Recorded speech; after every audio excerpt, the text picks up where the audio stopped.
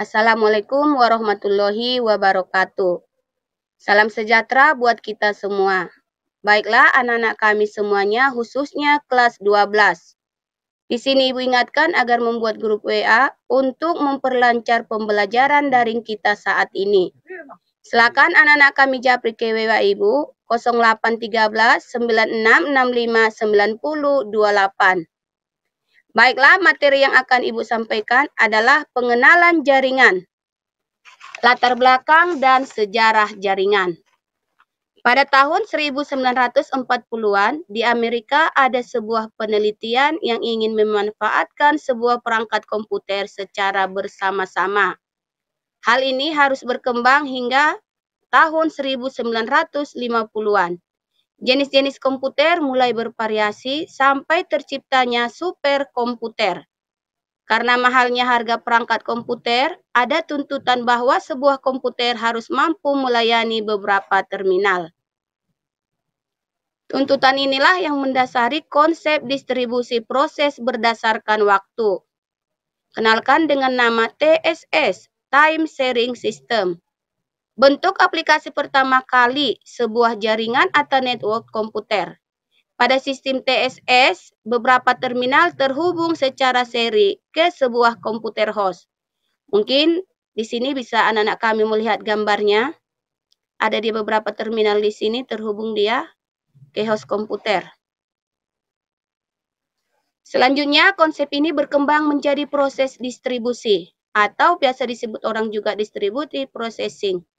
Dalam proses ini, beberapa komputer host atau server mengerjakan sebuah pekerjaan besar secara paralel untuk melayani beberapa terminal yang tersambung secara seri di setiap host. Ini juga Ibu rasa bisa dilihat anak-anak kami gambar yang ada di sini. Ada dia beberapa terminalnya. Berbeda dia dengan gambar yang pertama. Lebih banyak terminal yang ada pada gambar yang kedua daripada yang pertama. Karena zaman semakin canggih, maka penemuan-penemuan baru juga di sini banyak ditemukan lebih baik lagi. Ketika ukuran komputer mengecil dan harga komputer mulai turun, serta konsep distribusi sudah matang, komputer dan jaringannya sudah mulai digunakan untuk beragam aktivitas, seperti menangani proses bersamaan atau komunikasi antar komputer, peer-to-peer system. Aktivitas tersebut dilakukan tanpa melalui komputer-komputer pusat.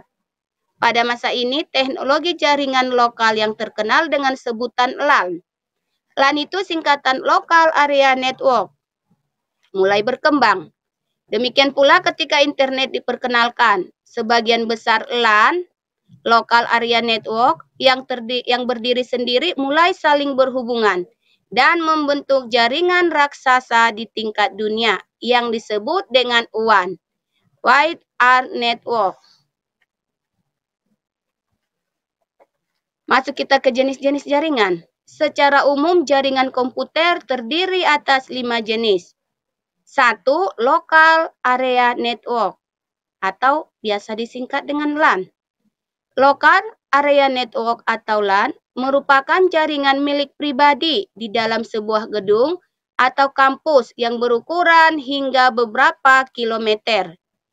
LAN seringkali digunakan untuk menghubungkan komputer-komputer pribadi atau workstation dalam kantor suatu perusahaan atau pabrik-pabrik untuk memakai sumber daya atau resource seperti printer secara bersama-sama dan saling bertukar informasi. 2. Metropolitan Area Network atau biasa juga disingkat dia dengan MAN.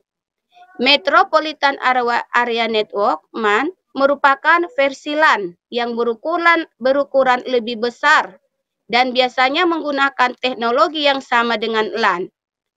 MAN dapat mencakup kantor-kantor perusahaan yang letaknya berdekatan atau juga sebuah kota dan dapat dimanfaatkan untuk keperluan pribadi atau swasta atau umum. MAN mampu menunjang data dan suara, bahkan dapat berhubungan dengan jaringan televisi kabel. Yang ketiga, Wide Area Network, atau biasa disingkat dia dengan WAN. Wide Area Network atau WAN memiliki jangkauan yang mencakup daerah geografis yang luas. WAN mampu melengkapi sebuah negara, bahkan benua. Jenis jaringan ini terdiri dari kumpulan mesin-mesin yang bertujuan untuk menjalankan program-program aplikasi pemakai. Yang keempat, internet. Sebenarnya terdapat banyak jaringan komputer di dunia ini. Seringkali jaringan-jaringan tersebut menggunakan perangkat keras dan perangkat lunak yang berbeda. Orang yang terhubung ke jaringan sering berharap untuk bisa berkomunikasi dengan orang lain yang juga terhubung ke suatu jaringan lain. Keinginan seperti ini memerlukan hubungan antara jaringan lain. Keinginan seperti ini memerlukan antar jaringan yang sering tidak kompatibel dan berbeda.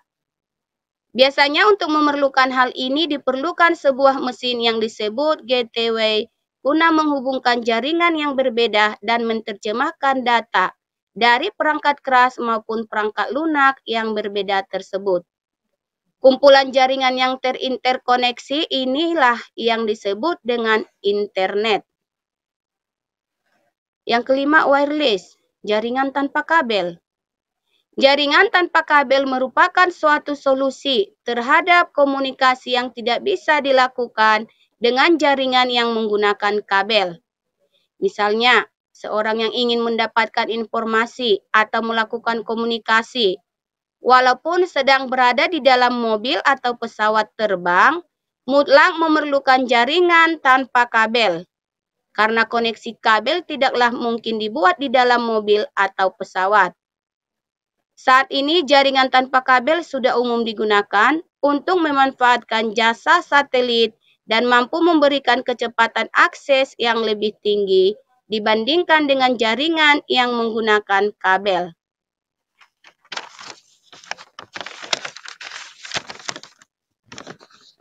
Sampai di sini dulu materi kita pada kesempatan ini. Kalau ada anak-anak kami yang tidak paham dan ada pertanyaan, silakan isi di kolom komentar. Ibu akhiri dengan salam. Assalamualaikum warahmatullahi wabarakatuh.